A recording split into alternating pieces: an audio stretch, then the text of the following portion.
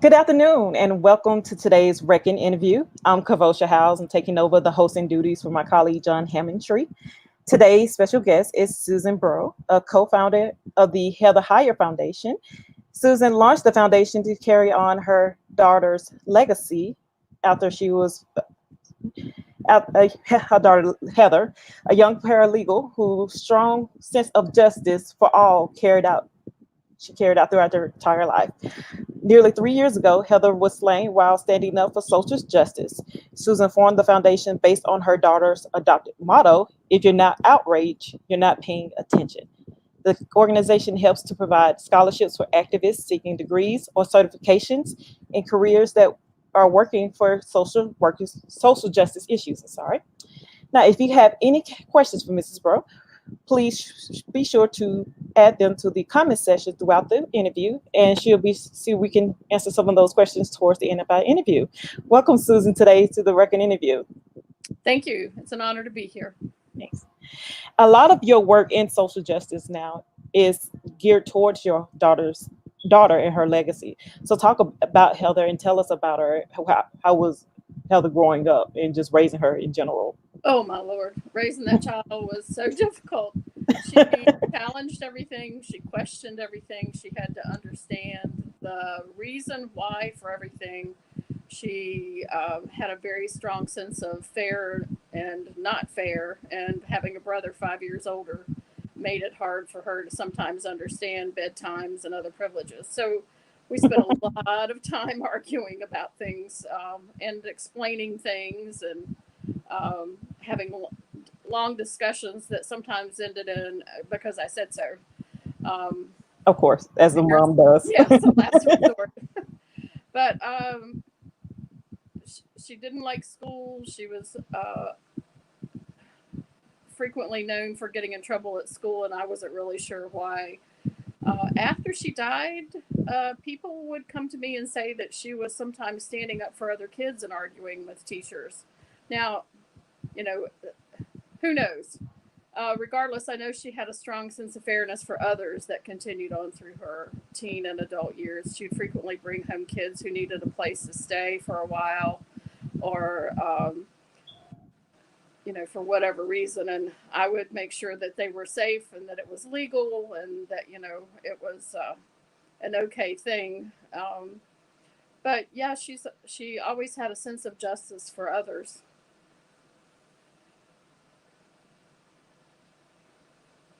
What do you think during her time, on this earth, when do you think that she really picked up the advocacy for social justice and really applied it to her life on a daily basis, seems like?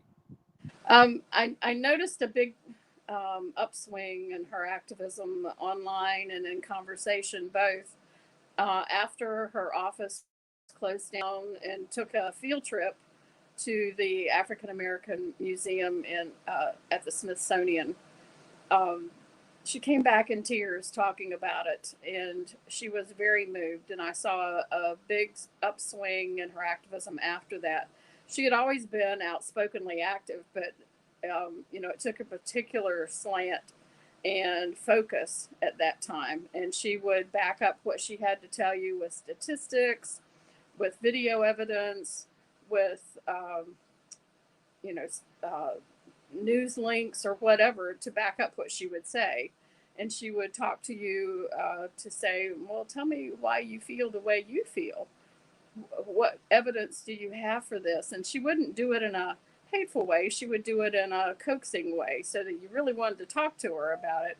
But you also realized pretty quickly that she had her facts straight, and that she wasn't going to come at you sideways. She was going to come at you straight ahead. That straight ahead mentality, did she get that from you, or is picked up along the family? Or it's kind of on both sides of the family. My ex-husband and I laugh. It's a miracle our kids aren't more stubborn than they are, because he and I both were.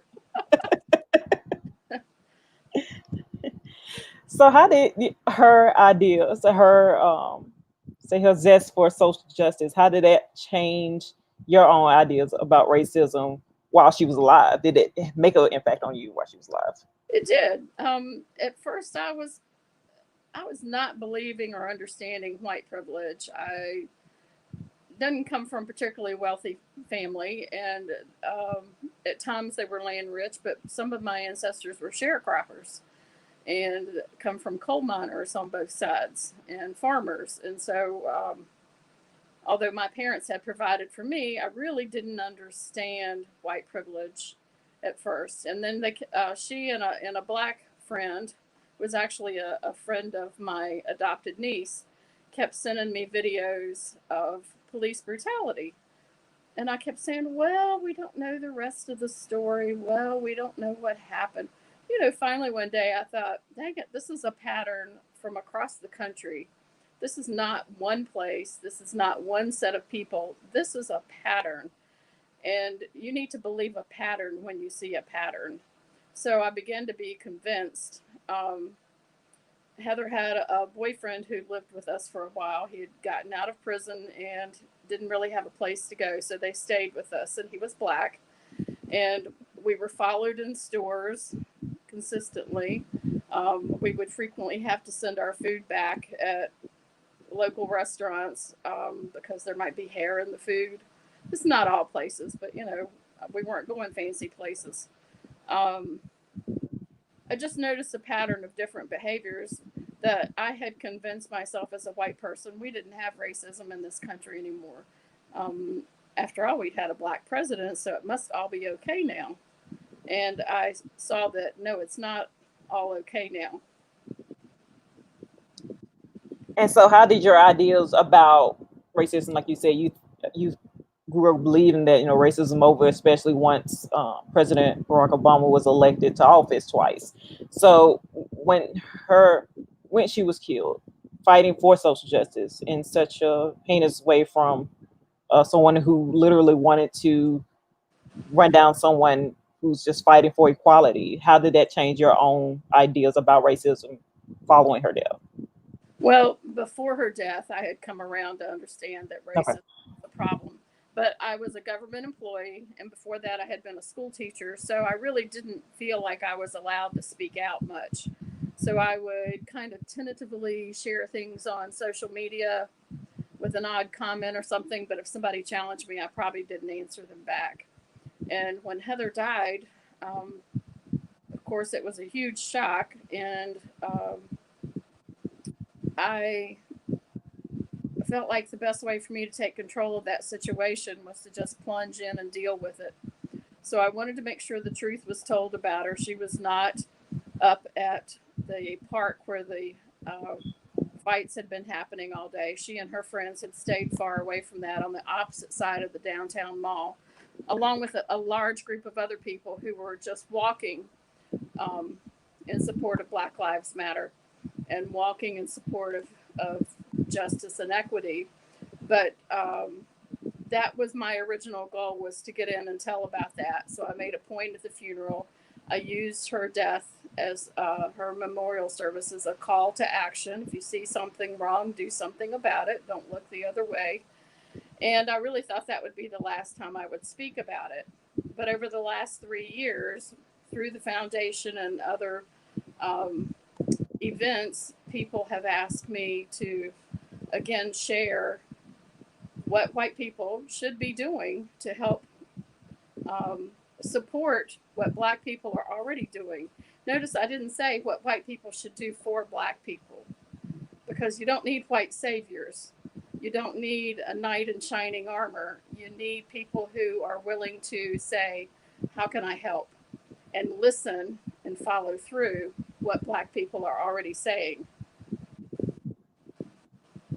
Good points there. And when the world caught on to what happened to Heather, how did, like you say, the white community reach out to you? What was the response you got from people who looked like you about her passing?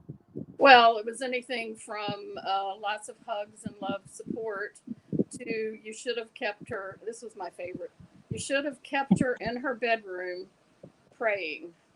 Okay, several problems wrong with that. One, she was 32 years old. She didn't live here, hadn't lived here for several years. Two, we don't generally do church. And three, even had she lived at home at 32 years old, I would not have been telling her what to do. Really? But yeah, there were haters as well as there were supporters. A lot of people said that Heather's example made them brave to stand up. Well, that's good. But here we are 3 years later, and if you're still standing up, what's changed? And it seems like that, like I said, as you say, it's probably fair to say that a lot of the people who, who told you to, keep a room in prayer probably have a more racist, has more of a racist view on life about keeping people separate, especially around race and color and whatnot. And as I was doing research for this particular interview, I came across your congressional hearing where you spoke with Congress Congress about not only being non-racist but anti-racism itself, and it was just such a powerful soundbite that really stuck with me. And I just wanted to see if you could explain that again for our audience, the difference of what you seen to being non-racist and being anti-racist. Certainly, earlier in that hearing, some of the other representatives had said to me, I don't understand how there can be so much hate. I don't even see color. Color is not an issue. We just all got to love each other and get along. Well, that's called a non racist point of view. That is pretending race doesn't exist. And yet, the moment someone sees you, they decide what color your skin is, what color your hair is, what color your clothes are. People have impression, and that impression is generally fueled by bias. And to say otherwise is a lie. I'm sorry, it's just not true. We all have biases and we all have preconceived notions, and we have to work around them. We have to get past them. Being non racist is pretending that doesn't exist and that it's not true. Being anti racist means you have an active plan to not only recognize your biases, work past them, unwork them as much as you can, and accept differences and celebrate differences and go from there. If I say I don't see that you are black, Kavolsha, then I am refusing to acknowledge your history, uh, things that have probably happened to people in your family in the past. I'm overlooking all of that because I'm refusing to admit that those things exist, and yet I know they exist. Who am I trying to fool? Yeah, because my mother is probably around the same age as you, and um, a lot of people kind of see it, the civil rights movement, as just like a history lesson or something that's in history books. When, like I said, my mother's around your age, and there was a time that she couldn't actually finish high school at the school she was matriculating because she spent so much of the year before protesting for black students and the rights of black students just have books, just to have up-to-date books like the white students, to be treated like the white students. That's And crazy.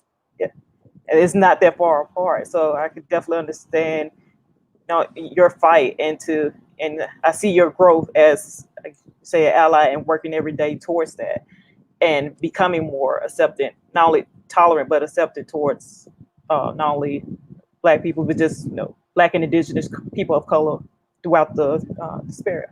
So since you've been on this journey to become more uh, not only a social activist but also learning more about anti-racism, what have you done personally to grow your ideas around anti-racism? Um, I've read books, I've read articles. I will say that after Heather was killed, I wasn't actually able to finish a book for a long time, because life was so frazzled and I was still grieving. It's like a bomb went off in the brain. And I've learned that that's not an uncommon problem. So I just started really being able to read whole books again last fall, probably about a year ago. Um, and even that was challenging. But I said, I'm still not getting something right. I still can't really say I have any close relationships with anyone who's black. And I know I'm doing something wrong, I don't know what it is. And so I determined that in the year 2020, and actually started back in the fall, I determined that I would find Black women who were willing to teach, who were offering to teach, not me asking them, but who were already offering to teach, and that I would study with them and I would learn from them and I would be quiet and be uncomfortable in the moment as I learned what I was doing wrong, because I could feel that there were not connections being made. So I came across a local group led by Chanda McGuffin and Sharon Fitz. And a local group in Virginia, right, where you're Right, based? Waynesboro, Virginia. Yeah, a small town, and it's actually about an hour from here, so it's not close by. But we were Facebook acquainted, and they had a group called Rise, um, which I think we're going to share the link to somewhere along the way, aren't we? Yeah, I just want to have you explain a little bit more of it for our Okay. people. So it started out as a book club, and I know everybody like rolls their eyes. Oh, great, another book club. But this one is led by Chanda and Sharon, and they specially pick books that focus on teaching white people how to do better. One of the first requirements to even get in the club now is to read books by Treese Jackson, and that includes White Spaces, Missing Faces, and Antagonist. Let's see, I've got it laying here somewhere. No, I moved it. Antagonists, Advocates, and Allies. I believe, yeah, Antagonists, Advocates, and Allies is her second book that is required reading to even think about coming into this group. And then we do serious discussion work and analyze. There's about 40 women in it now, I think. They just added a new batch. Where we meet online at least once a month and sometimes twice a month, in addition to other workshops that are available. Yeah, there's the website. To discuss these issues and learn and analyze and catch our own problems. Honestly, everybody recognizes overt racism. That's easy to spot. But covert racism, that's harder to spot, and it's more insidious and actually more common. And liberal white women are honestly some of the most racist, um, including myself in that, some of the most racist people you'd ever want to meet. And it's only by learning and being taught what we're doing can we stop it. The microaggressions that we impose on particularly women of color are numerous and insidious. Sometimes people don't understand, though, especially those microaggressions can be even worse. Like you said, the covert racism is sometimes can be a little bit harder to find, but as people of color, we can spot it from a mile away, and the people who actually execute those microaggressions don't realize that those are actually more damning and more hurtful than the overt racism. At least when you're overt, you're standing into what you're saying, and you're willing to stand behind it. But when you're being covert about just saying, "Oh, I didn't know you went to medical school," or "I didn't know you went to law school," those little things, you may think you're just paying a compliment, but deep down you're really just degrading their experience. And I think people don't stop to think about that. Catrice Jackson in her books talks about the anesthesia that white women live in, and we are steeped in it from birth. Um, Anything from cartoon images to labels on foods to odd remarks here, there, and yonder, calling a black kid who shot a thug automatically, but calling a white kid who shot somebody a misguided youth. Those, Trouble. yeah, a troubled teen. Those little insidious remarks add up pretty quickly over time, and so as white people, particularly white women, we are just steeped in that, and it's like breathing. We don't even think about our biases unless we specifically study to learn not to do that. Well, I just want to take a minute before I move on to my next question. Like, if anyone who's watching right now has a question for Susan, to for Susan's address about anything we talked about today, just go ahead and leave that in the comments below, and we'll get to those at the end of the interview. And Susan, you were just talking about the experience you've gathered from Rise.org from so far. What has been your biggest takeaway from being a part of this organization and learning about anti-racism from Black women? That it's easy to talk about change. It's not so easy to put change into place. And what needs to change? Statues coming down is symbolic, and that can be important. But if we stop at statues, what have we really accomplished? We have systemic racism built into the very core of our country. We had redlining in housing.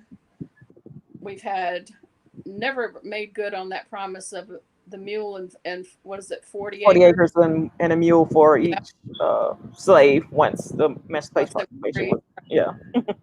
We've never fixed a lot of our systems. Our education system itself is based on taxes from that housing district provide the income for the school. So you automatically set people who cannot afford quality housing to have possibly, not guaranteed, but possibly less than quality education. And they will certainly lack some of the advantages, the bigger field trips, the bigger gym, the better equipment, the most modern software. I mean, not having to have a fundraiser every quarter. yeah, exactly. So we automatically have some of these systems built in, and we need to fix them. We need to change them. And those are much harder to work at, much harder to look at, much harder to fix, but it's got to happen. And as anyone who's been paying attention to the news, we as a nation has been in this, say, boiling point about advocating for racial justice and equity and equality in this country. And given the fact that your daughter's last moments were at a protest like the ones that are still going on to this day consistently for the past 2-3 months, what have you seen? What have you taken away from the current protest scenes that we've been seeing in the news? The overwhelming majority of protesters want to be peaceful. Sometimes there are protesters who don't. Sometimes frustrations boil over regardless of intent because people are not listening. And as I recently said to a member of the press who was asking me, what do you think about these violent protests? I said, you all don't cover the peaceful protests. You only show up to cover the violent protests. So if you want the press there, which one's got to happen? But we've also seen story after story where it was actually a non-Black Lives Matter supporter who pretended to be a protester breaking things. I mean, these are court documents. How often did that happen and we don't know about it? It makes me distrust what I see. But I know we're at a point where something has to happen. I'm hoping that it brings positive change. But people are frustrated and people are angry. When Heather was killed 3 years ago, there was an NAACP meeting on that first anniversary. So 2 years ago at an NAACP meeting, and it was a very large gathering, and a state politician got up and said, now these things take time. I bet you can guess what color he was. And I thought, would you want someone to tell you that when you are struggling to feel safe for your children walking out the door, when you are struggling to find adequate housing, when you are struggling to get a job before they figure out what your color is, when you struggle to hold on to a job because they know what your color is and their biases, and you want to say these things take time. How long? How many years? It's even crazy that the fact that we have to wait on it, and what you just spoke on is how long do you have to wait to file for a job application or go for your dreams and not have your race become like your hindrance. I mean, I say it all the time, being a Black woman always been told that we have already two strikes against you. And then there was a time, especially when I began my career, where I have a very unique name, and I was actually told, even by other Black people, that I need to shorten my name or make it more, I guess you could say, common, to make it seem less threatening. And I'm able to, other races and other ethnicities are able to celebrate their heritage through their kids' names by name. Yes. But for us, for African Americans, it's a stigma when we stick with a name that's unique or within our community that's common in our community. Or having to have a law passed so you can wear your hair anywhere. Exactly. Yeah. White people would never put up with that nonsense. Maybe your employer won't allow pink hair or something, crazy unusual, but dreads or not, people have all sorts of unique Black hairstyles that are perfectly neat, perfectly beautiful works of art, even. Which date back to the one of the first civilizations, the first major civilization of in Egypt. Wigs are based in Egyptian culture, braids, you name it. Everything we wear today were a part of what brought us to the civilization that we are now. So why can't it be celebrated Absolutely. as a strong part of our past? Why do we have to make a law about it? I know white people would never put up with that. Exactly.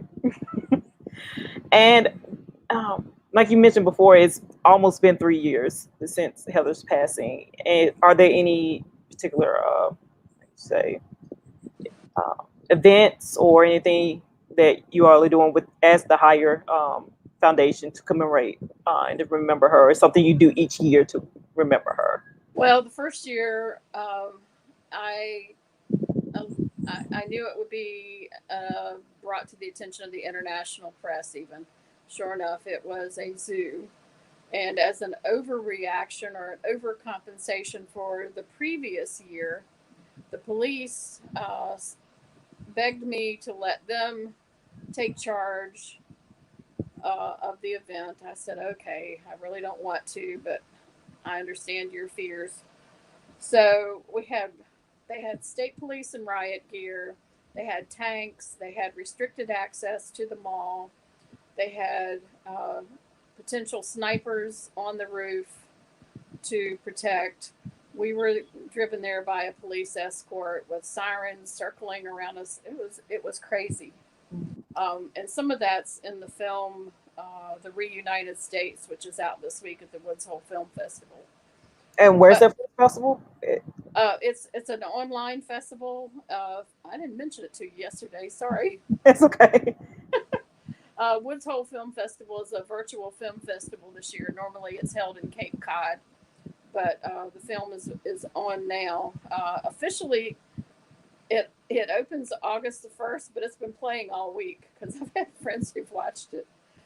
And it's only partly about me. It's about a bunch of other people. But so the second year, I said, I'm not going through that zoo again. This needs to calm down because this still puts all the attention back on Heather and nothing on the issues that she died for. And so I went away and stayed with family, and we didn't even go downtown. So this year, I will probably do a Facebook live streaming, but I may do it from home because I'm still kind of in quarantine to help take care of my parents running back and forth. So since I just was introduced to StreamYard, you and one other person in the last week, I will probably do something on StreamYard and put it on Facebook. But would it be through the Higher Foundation's Facebook page or your personal? Or it would be on the Heather Higher Foundation Facebook page. Yeah. I don't know what I'm doing yet. I'm still trying to figure it out. I'll be sure to help you if you need it. So don't be afraid to call me or reach out. All right. So as you're coming up to the 3rd anniversary of her passing, what are some of the things in the works for the Higher Foundation to keep her legacy going? Do you have any initiatives in the works right now to help with that cause? Yeah. Well, we have three things that I'm specifically doing. One, we've been a scholarship organization all along. So I am forming a scholarship diversity committee to make sure that, and when I say that, the committee is not diverse. We're making sure the scholarships are diverse. The committee is going to be all black. Because I know what white people think about the scholarships. I've already had them vetted in the beginning. So now let's get more black input on this to make sure that we're reaching a diverse audience and trying to decide how we want to broaden our horizons. We've been primarily a local high school scholarship group, and then we always had one national, well, the last 2 years we've had one national scholarship and one adult in college. But I think I would like to cut it back to 3 local and then maybe have the rest be national scholarships. We're offering 8 scholarships again this year. That much the board agreed on, but how we're offering them, that depends on what the committee recommends. So that's one initiative. The second initiative is, and my mind went completely blank. Take your time there. Well, I know that we have the legislation piece that's currently sitting waiting for the Senate to look at it. So, so it's one of the bills that's held up in this U.S. Senate right now. Yeah, one of many. Yeah. So it may not have any movement right now, but it was originally dropped in both the House and the Senate last fall with bipartisan support on both sides. And that was after I had talked to the House committee that it was dropped. And, or maybe it was before. I'm so confused about those timelines. But anyway, it's called the Khalid Jabara Heather Heyer No Hate Act. Khalid Jabara was killed August 12th, 2016 in Tulsa, Oklahoma by a neighbor in a very blatant hate crime.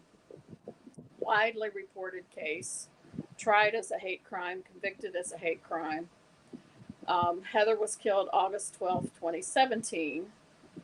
Very widely publicized case, tried as a hate crime and convicted as a hate crime. Neither one of those was reported to the FBI at that time for that year, for their year for hate crime statistics. So an initiative was put together to create a reform package for hate crime reporting, which not only supports more consistent reporting across areas, but provides money for support and provides training for people on how to do it. It'll streamline the process and it'll give us more accurate data. And you go, why do we care? Well, you don't take your child to the doctor and the doctor just goes, oh, I think it might be strep throat, and then makes a diagnosis. No, you look at the symptoms, you get an accurate count of the temperature, the pulse, you look at the rashes or whatever there might be in the throat, you take a swab, you get accurate data to make an accurate diagnosis. And that's what we need to do with hate crime. Do we have a hate crime problem? We think we do, but let's find the facts to make sure. And we can't just throw another unfunded mandate on the localities. There has to be money to back this up. There has to be training. There has to be a streamlining of the process, not adding another layer. So that's what the Khalid Jabara Heather Heyer No Hate Act is about. Contact your senator. And I know there was a third thing. Oh, so our youth empowerment program was started last fall.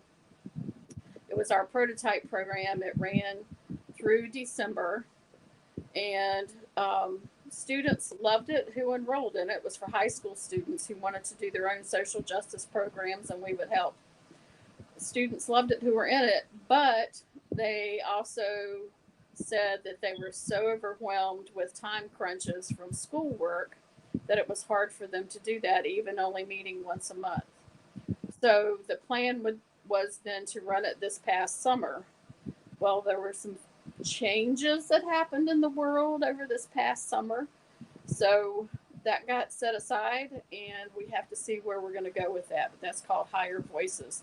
Also, I would send you to that website, but the um, company that built that website out of is going out of business. So we're actually literally in the process of getting someone else to revamp that website completely.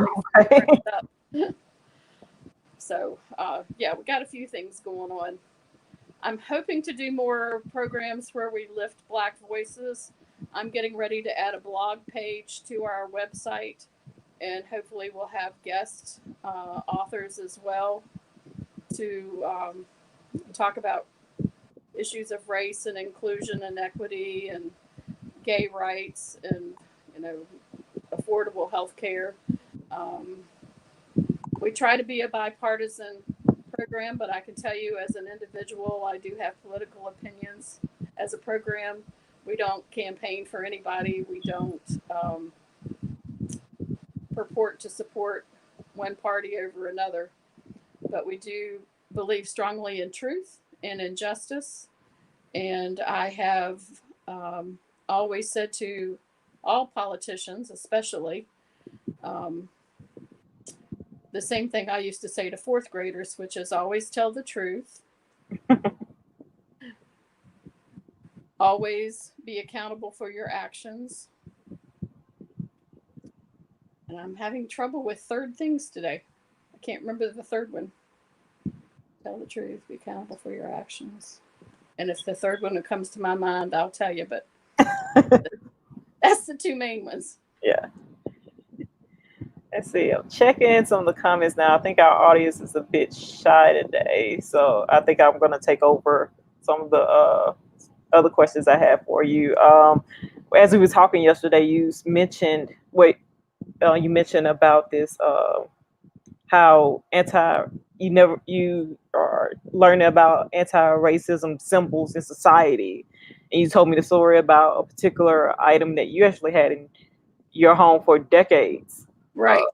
So if you see this cabinet behind me, you see all these salt and pepper shakers in addition to my china my mother got me when I finished high school, which I've actually used 2 times in my entire life.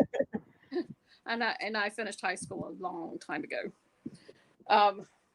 But so I collect salt and pepper shakers, and the rule is that they can't match each other.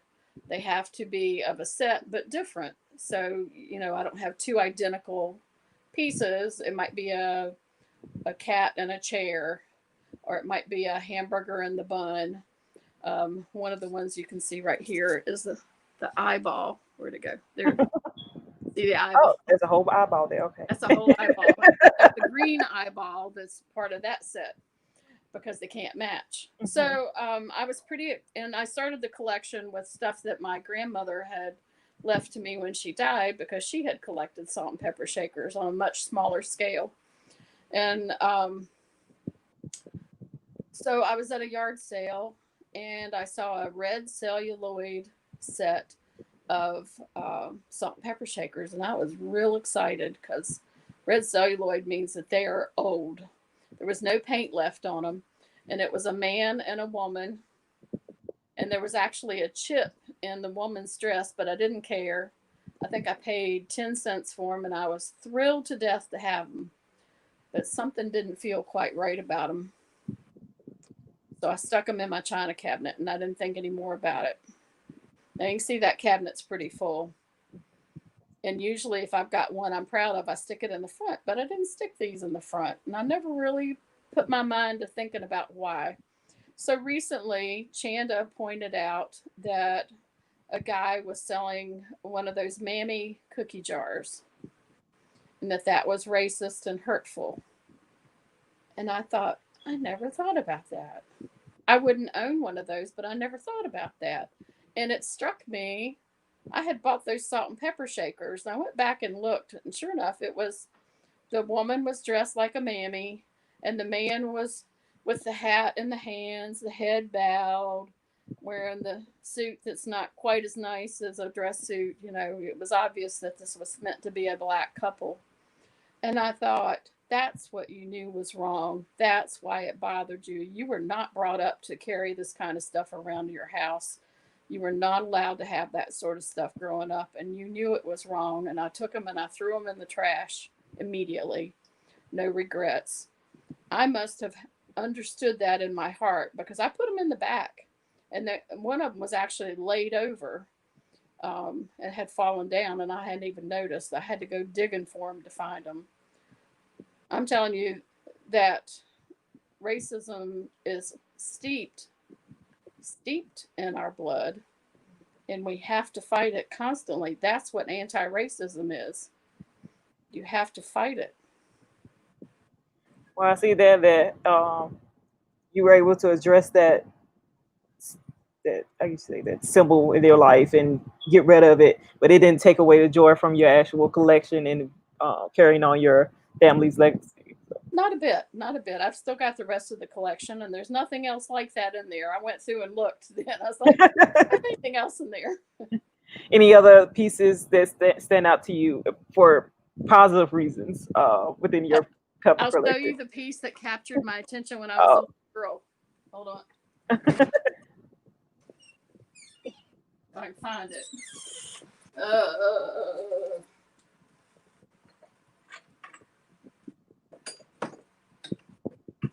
Oh no, I can't find it. Oh no, it's all right. Well, You can describe it to us. I'll show. It's probably in here, but I've got so many now. I've hidden it. I'll show you my hamburger. One of the hamburgers. Susan is looking if anyone have any more questions for Susan. Just let us know in the comments. So just want to keep things moving while you're looking for your favorites. Yeah, I can't find it. I probably put them away safely. It was a celluloid television set, and in the front she had put my baby picture. And if you turned the knob, the salt would rise up or the pepper would rise up. Oh. I always was fascinated by that as a child. Well, thank you for sharing it with us, Susan. A little bit of your home life there, and you like. I think we went a little bit over time, but that's okay because we had a really great conversation today. And yes, and you mentioned before about the scholarships and the bill that's in Congress right now. What can people do to follow along with the Heather Heyer Foundation and what's the work that you all are doing? So you can go to our website at www.heatherheyerfoundation.com. Thank you. And I will be putting more on the blog on there. I need to post that pretty quickly here, like by the end of this week, about the Khalid Jabara Heather Heyer No Hate Act and the links that you can contact your senator and others about that. And what type of students are eligible for the scholarships? We're looking for students who have already proven themselves to be activists in their own right, preferably have started and run their own campaigns for positive social change and equity. I remember one dear little child sent us a thing a couple years ago, and I don't mean to make fun of her, but I want to tell you this is a what not to do. She sent us one saying she roller skated for Jesus. And I thought, well, okay, but what did you do for social justice? Even if you were doing something with the church and the church did something, that would be better than just saying you roller skated for Jesus.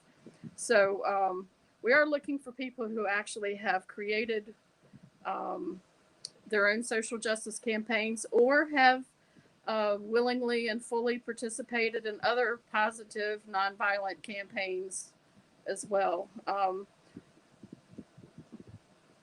We had been asking for grades for high school students. I'm not sure that we're going to continue to do that. That'll be something for the diversity committee to determine whether that's appropriate or necessary. And so, yeah, I will have scholarships posted by October 1. That is my goal. And these are for high school students as well as college students, or? Well, that's what we have done the last 2 years. Okay. I still maintain that we need to have them for adults in college as well, because I didn't go back to college until I had one child in second time of kindergarten, and the other one in diapers. So a lot of us go back to school later in life. Any other final thoughts that you have that you want to share with our audience about the work you're doing, the Higher Foundation, or about Heather herself? Don't be afraid to have difficult conversations, but also don't run to Black people to explain everything to you. Do a little reading on your own. Look on the internet and compare sources. Do a little bit of critical thinking. Don't jump at the first post that comes along about racism. Take some responsibility for what you post. Take some responsibility for your actions. On that note, I think we'll wrap it up here for the record interview today. Thank you so much, Susan, for being a part of the interview today, and we look forward to seeing what the work that's being done with the Higher Foundation will not only come to fruition, but impact us all. So, thank you for so your much. work. All right. Take care, everyone.